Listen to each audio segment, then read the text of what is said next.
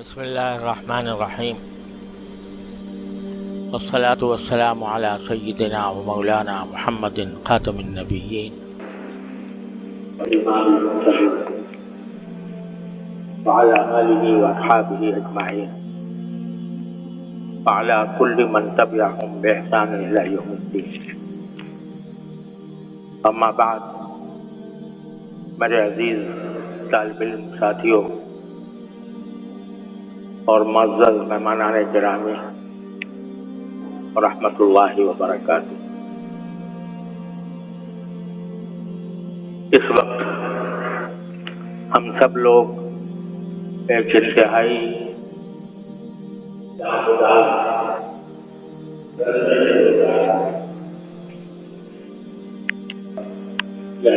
زبان پر لاتے ہوئے بھی دل کٹ رہا ہے کہ ہمارے دارالعلوم کے گرامی میرے بہت ہی محسن اور مشفق بھائی، جن کے ساتھ میرا 75 سال کا ساتھ رہا ہے، آج وہ اللہ تبارک و تعالیٰ نے ان کے وقت موعود پر انہیں اپنے پاس بلا لیا۔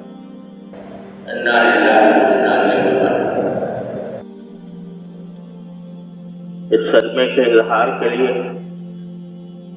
میرے پاس کوئی ذخیرہ نہیں ہے۔ ہم سب کے لیے یہ بہت بڑا صدمہ ہے، ایک عظیم سایہ ہمارے سر سے اٹھا ہے۔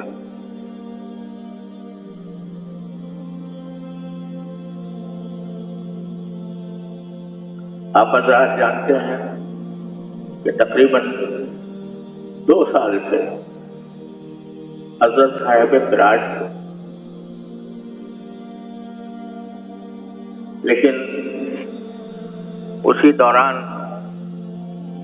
الحمدللہ وہ باتیں بھی کرتے تھے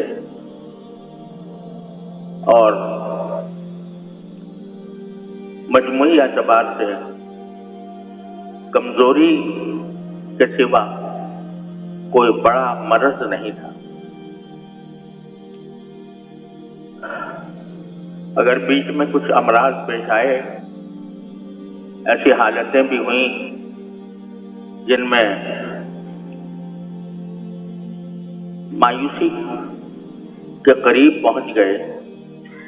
لیکن اللہ تبارک و تعالیٰ نے اپنے فضل و کرم سے انہیں دوبارہ صحت عطا فرمائی، اور ہم اللہ تعالیٰ کے فضل و کرم کے بھروسے پر ان کی عیادت بھی کرتے رہے، ان سے باتیں بھی ہوتی رہیں، اور اب کچھ عرصے سے ان کی جو رپورٹیں ہیں وہ بھی بہت اچھی آ رہی تھیں۔ ابھی کچھ عرصے پہلے تک ان کے گردے کی تکلیف بڑھ گئی تھی، کریٹینن 5 تک پہنچ گیا تھا، جس پر بعض اوقات ڈائلیسس کرانے کی تاکید کی جاتی ہے، لیکن الحمدللہ آخری رپورٹ جو اب آئی وہ 100% نارمل تھی،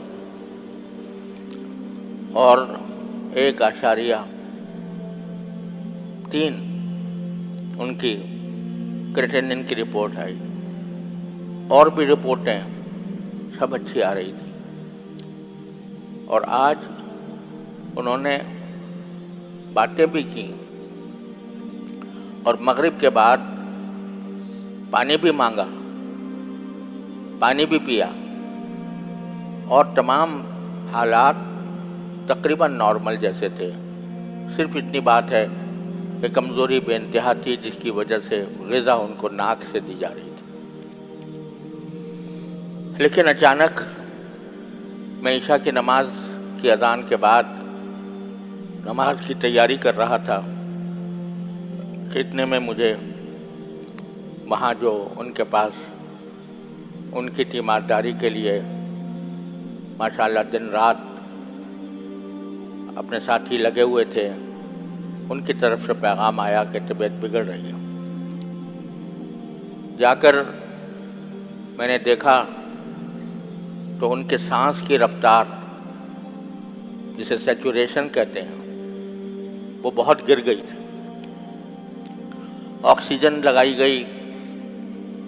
پوری آکسیجن لگائی گئی، لیکن وہ کسی طرح قابو میں نہیں آ رہی تھی۔ اور غالب گمان یہ ہے کہ صرف 1 منٹ کا فرق تھا کہ 1 منٹ کے اندر سانس کی رفتار 0 تک پہنچ گئی، اور بظاہر ایسا لگتا ہے کہ شاید دل کا حملہ ہوا، اور اس کے نتیجے میں سانس کی رفتار بھی نیچے چلی گئی۔ تھوڑی دیر تک جو تدبیریں ڈاکٹروں نے بتائی تھیں، ٹیلی فون پر ان سے رابطہ بھی تھا اور آ بھی رہے تھے، اس کے مطابق تدبیریں بھی کی جاتی رہیں، لیکن جب وقت اللہ تعالیٰ کا مقرر کیا ہوا آ جاتا ہے تو کوئی تدبیر انسان کی کام نہیں کرتی۔ ایسا لگا کہ وہ ہم نے جو محسوس کیا کہ جو علامتیں مانیٹر پر آ رہی تھیں، ان کے لحاظ سے ان کا بلڈ پریشر بھی گر گیا تھا اور سیچوریشن بھی گر کر 0 تک پہنچ گئی تھی۔ لیکن یہ امید بھی تھی، اللہ تعالیٰ سے آس بھی لگائی ہوئی تھی کہ جو ان کے معالج ہیں وہ پہنچنے والے تھے، وہ آ کر ہو سکتا ہے کوئی، انہوں نے ٹیلی فون پر جو تدبیریں بتائی تھیں وہ بھی الحمدللہ کی گئیں، لیکن جب وہ آئے اور آ کر دیکھا تو انہوں نے ہمیں یہ خبر دی کہ اب اللہ تعالیٰ نے ان کو اپنے پاس بلایا۔ انا للہ و انا الیہ راجعون، انا للہ و انا الیہ راجعون، انا للہ و انا الیہ راجعون۔ ایک بندے کے پاس اس کے سوا کوئی راستہ نہیں ہے کہ اللہ جل جلالہ کے فیصلے پر راضی رہے۔ دل میں صدمے کے طوفان بھی ہو، رونا بھی آ رہا ہو، دل بھی بے چین ہو، لیکن لا نقول الا ما یرضی ربنا، جیسے کہ رسول کریم صبر دو عالم صلی اللہ علیہ وسلم ارشاد فرمایا، اللہ تعالیٰ کا فیصلہ ہے، برحق ہے، ہر ایک انسان کا ایک وقت مقرر ہے، کوئی اس سے خالی نہیں، اس سے کوئی 1 منٹ پہلے 1 منٹ پیچھے اس کو نہیں کیا جا سکتا۔ اگر کوئی دنیا کی بڑی سے بڑی قربانی کسی انسان کے سانسوں میں، اس کے دل کے دھڑکنوں میں اضافہ کر سکتی تو صحابہ کرام رضی اللہ تعالیٰ عنہم اجمعین رسول کریم صلی اللہ علیہ وسلم کے ایک سانس کے بدلے اپنی ہزاروں زندگیاں نچھاور کر دیتے۔ لیکن جب آپ کا وقت آ چکا تھا، اللہم الرفیق الاعلیٰ آپ نے فرمایا، تو دنیا سے رخصت ہو گئے، اور کوئی بڑی سے بڑی قربانی بھی اللہ تعالیٰ کے اس فیصلے کو روک نہیں سکی۔ آج ہمارے ساتھ، ہمارے لحاظ سے اس وقت ہمارے ماحول میں اپنے بزرگی کے اعتبار سے، اپنے علم کے اعتبار سے، اپنے فضل کے اعتبار سے، اپنے کارناموں کے اعتبار سے، اپنی خدمات کے اعتبار سے اس وقت ان سے بڑی شخصیت مجھے کوئی اور نظر نہیں آتی۔ لیکن ہر بڑی شخصیت ایک وقت اس کو جانا ہوتا ہے۔ اللہ تعالیٰ نے الحمدللہ ان کو اس حالت میں اپنے پاس بلایا کہ ان کی الحمدللہ ان کے فیوز، ان کے شاگرد، ان کے علوم، ان کی کتابیں، ان کی تصانیف، ان کے فتاوی الحمدللہ ساری دنیا میں فیض پھیلا رہے ہیں۔ اس لیے جو ہرگز نمیرتاں کہ دل زندہ شد با عشق، جس کو دل عشق سے، عشق الہی سے معمور ہو، وہ مرتا نہیں ہے۔ اللہ تبارک و تعالی اس کے فیوز کو باقی اور قائم و دائم رکھتے ہیں۔ ہم سب کے لیے اس وقت صدمہ بہت بڑا ہے، لیکن اللہ تعالیٰ کے فیصلے پر راضی ہونا ہی ایک مومن کا نشان ہے۔ اس پر جب بھی صدمہ ہو تو انا للہ و انا الیہ راجعون کثرت سے پڑھنا چاہیے۔ اور میں آپ حضرات سے یہ درخواست کرتا ہوں، سب سے درخواست کرتا ہوں کہ جو وقت ہے اس کو زیادہ سے زیادہ ان کے ایصال ثواب کے لیے خرچ کریں۔ قرآن کریم کی تلاوت کر کے، نفلیں پڑھ کر، ذکر کر کے، تسبیحات کر کے، جس طرح بھی ہو ان کی روح پرفتوح کو ثواب پہنچانے کی کوشش کریں۔ ایک مسئلہ آپ حضرات کے پاس آنے میں جو دیر لگی، اس کی پہلی وجہ تو یہ تھی کہ ابھی ہمیں یقین کرنا تھا کہ واقعتاً یہ حادثہ پیش آ گیا ہے، کیونکہ ڈاکٹر جب تک تصدیق نہ کرے اس وقت تک ایک امید بندھی ہوئی تھی کہ شاید ابھی کوئی زندگی کی رمق باقی ہو۔ ڈاکٹر صاحب کے آنے میں کچھ وقت لگا، انہوں نے دیکھا، اس کے بعد کہ ضروری فوری انتظامات کرنے ضروری تھے، اس میں مصروفیت رہی، خبر ساری دنیا میں پھیل گئی اور ہر طرف سے ٹیلی فونوں کا تانتا بندھا ہوا۔ اس وجہ سے آپ تک پہنچنے اور آپ سے بات کرنے میں دیر لگی۔ ایک دوسرا مسئلہ اس وقت یہ ہے کہ نماز جنازہ اور تجہیز و تکفین کا مرحلہ درپیش ہے، لیکن یہ بھی ایک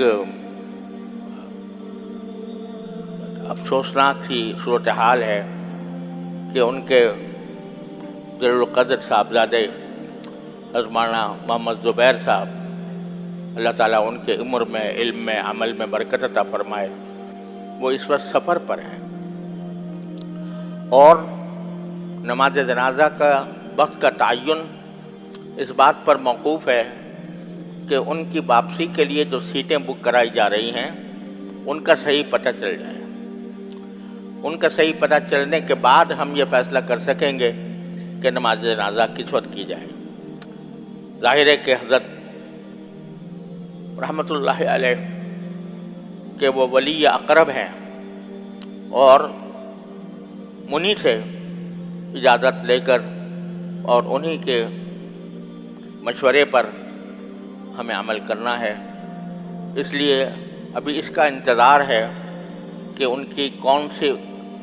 پربات سے ان کی سیٹ ہوتی ہے۔ جب وہ صورتحال واضح ہو جائے گی تو انشاءاللہ ہم اعلان کریں گے کہ نماز جنازہ کب ہوگی، اور اس سے پہلے آج رات میں ہی امید ہے کہ انشاءاللہ صورتحال واضح ہو جائے گی، تو ہم رات ہی میں بھی اعلان کرنے کی کوشش کریں گے، ورنہ زیادہ سے زیادہ صبح فجر میں اعلان ہو جائے گا۔ اس وقت تک آپ حضرات پرسکون رہیں اور اللہ تعالیٰ سے لو لگائیں، اللہ تبارک و تعالیٰ سے ان کی مغفرت کی، ان کے درجات کی بلندی کی دعائیں کریں، اور جتنا ہو سکے انہیں ایصال ثواب کرنے کی کوشش کریں۔ بس یہ چند کلمات تھے جو مجھے آپ حضرات سے اس وقت کہنے تھے۔ اللہ تبارک و تعالیٰ اپنے فضل و کرم سے ہمیں اس عظیم صدمے کو سہارنے کی توفیق عطا فرمائے، اور اللہ تعالیٰ ہمارے ملت پر، ہماری قوم پر، ہمارے ملک پر، ہمارے دارالعلوم پر جو صدمہ آیا ہے، اللہ تبارک و تعالیٰ اس کی ذمہ داریوں سے اپنے رضا کے مطابق عہدہ برا ہونے کی توفیق عطا فرمائے۔ وآخر دعوانا ان الحمدللہ۔